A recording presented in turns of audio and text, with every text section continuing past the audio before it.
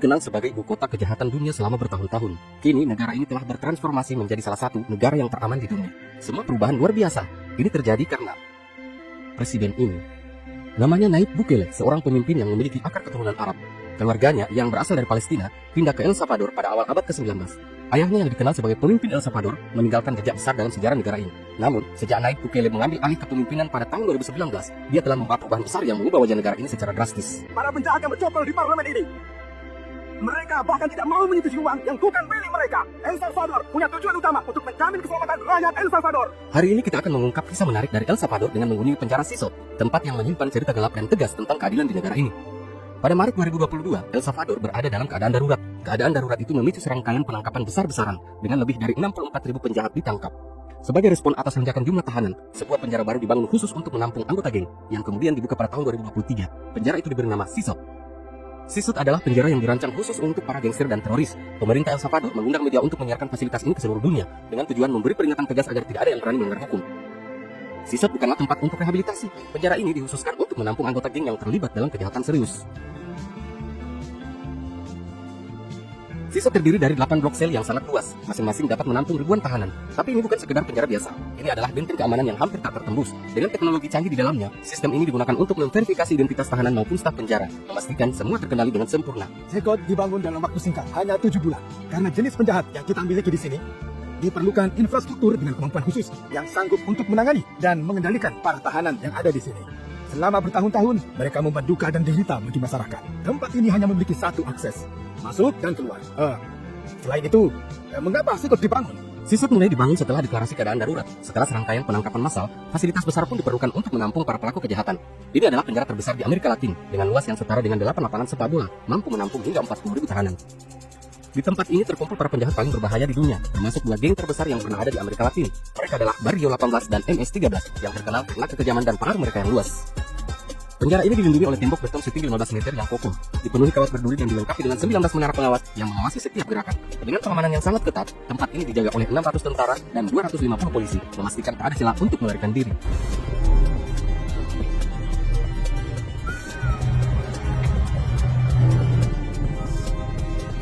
Anggota keluarga mereka pun dilarang keras untuk mengunjungi tempat ini, mengingat setiap tahanan di sini telah terlibat dalam lebih dari 200 kasus pembunuhan, pemerkosaan, dan berbagai kejahatan brutal lainnya.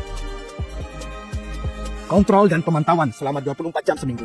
Selain personel, kami memiliki sistem kamera untuk membantu memantau setiap aktivitas secara langsung. Seorang tahanan hanya diizinkan keluar dari sel selama 30 menit setiap hari. Saat berolahraga, mereka hanya bisa mengandalkan berat badan mereka sendiri. Sebelum melangkah keluar dari jeruji besi, setiap tahanan harus menjalani prosedur ketat. Kedua tangan mereka dikunci dengan borgol yang telah disiapkan dan tertutup rapi, menunggu untuk digunakan.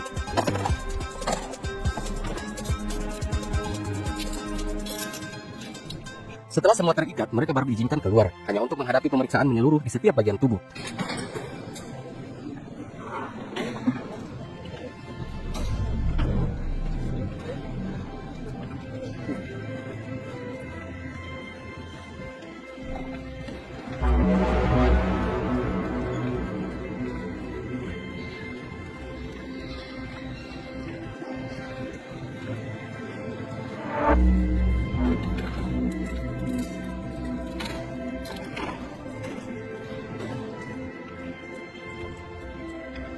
Sebelum sesi olahraga dimulai, mereka harus melewati sebuah ritual khusus di dalam gedung, menandai dimulainya rutinitas harian mereka di balik tembok penjara.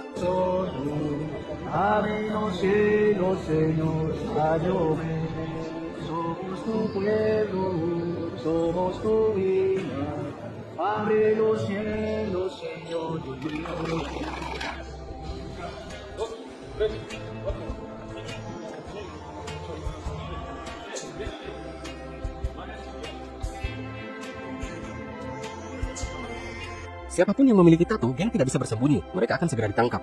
Polisi memiliki katalog khusus yang mencatat setiap tato dan maknanya, mengungkap identitas serta afiliasi geng seseorang hanya dengan sekali lihat. Beberapa anggota geng mencoba mengubah atau menutupi tato mereka, tetapi sia-sia. Jejak mereka tetap terbaca, dan akhirnya mereka tetap tertangkap.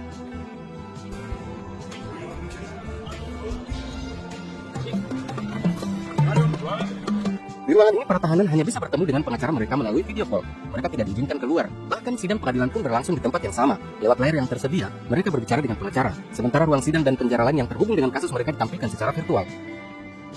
Di balik tembok penjara yang menjulang tinggi dan kokoh, tersimpan kisah kelam yang hanya bisa dipahami oleh mereka yang pernah merasakan dinginnya jeruji besi. Tempat ini bukan sekedar ruangan pengasingan fisik, melainkan medan pertarungan batin bagi jiwa-jiwa yang pernah menikmati kekuasaan tanpa batas. Di sini, tak ada tempat untuk bersembunyi dari bayang-bayang masa lalu. Inilah kisah 3 penjahat yang pernah menganggap diri mereka dewa, menentukan nasib hidup dan mati orang lain dengan sekejap. Namun, di dalam dinding penjara ini, mereka akhirnya harus menghadapi realitas pahit, bahwa kekuasaan hanyalah fata morgana dan keadilan selalu menemukan jalannya. Di dalam penjara ini ada 3 jenis penjahat yang menjadi cermin kegelapan manusia dalam wujudnya yang paling mentah. Mereka adalah orang-orang yang pernah merasa seperti dewa, menguasai hidup dan mati dengan satu kata atau keputusan. Tak ada ruang bagi keadilan di hati mereka, hanya ambisi dan keegoisan yang memandu tindakan mereka. Tahanan ini ternyata juga seorang anggota geng. Dia adalah pelaku di balik pembunuhan seorang gadis muda, seorang atlet berbakat dengan masa depan yang begitu cerah. Tato yang mereka kenakan menjadi petunjuk kuat dalam proses identifikasi dan penangkapan, sebuah tanda yang sulit disangka. Salah satu di antaranya memiliki tato angka 18 yang terpampang jelas di tubuhnya, simbol bahwa dia adalah bagian dari Barrio 18. Coba perhatikan, kebanyakan tato di tubuh mereka ada gambar batu nisan. Mereka memakai tato ini untuk mengenang anggota geng lainnya, anggota geng mereka yang sudah tewas dalam pertempuran atau pertikaian. Mereka juga memiliki tato gambar kuburan dan tengkorak. Lihat, Maria, ini apa bacanya ini? Santana Guzman, siapa dia? Dia nenekku. Oh, dia neneknya. Wajah putranya.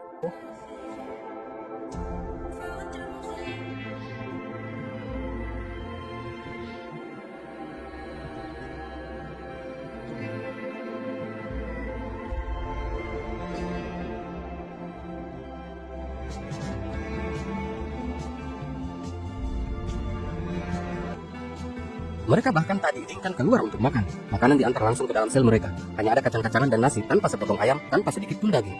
Penting untuk memahami konteks kehidupan yang mereka jalani di balik jeruji besi. Dunia ini keras, penuh tekanan, dan dipenuhi ketegangan tiap harinya, membentuk pengalaman yang jauh dari kata normal. Setiap cerita yang mereka bagi membawa kita selangkah lebih dekat pada realitas kelam yang begitu asing bagi kebanyakan orang. Mari kita dengarkan wawancara ini, di mana suara mereka akan membuka pintu ke sisi gelap yang jarang terlihat, bahkan oleh mereka yang berada di luar tembok penjara. Encontrándome un penal de máxima seguridad donde solo lo básico genera uno, se lamenta uno. Quizá uno se hace fuerte durante el día, pero en la noche uno ciertamente llora, encontrándose en esta condición. Como la... Langkah yang diambil oleh presiden ini patut diacungi jempol, sangat berani sekaligus brilian. Ketika pertama kali terpilih pada tahun 2019, tingkat elektabilitasnya hanya berkisar di angka 50%. Maka saksikanlah, hari ini El Salvador telah memecahkan semua rekor. Namun pada pemilihan umum tahun 2024, popularitasnya melonjak drastis. Dia berhasil memenangkan hati rakyat dengan telak, raih hingga 85%. Di sini, dengan kebebasan dan keamanan total. Di sini, di negara paling aman di seluruh belahan bumi barat. Sebuah pencapaian luar biasa yang mencerminkan kepercayaan besar masyarakat terhadap kepemimpinannya.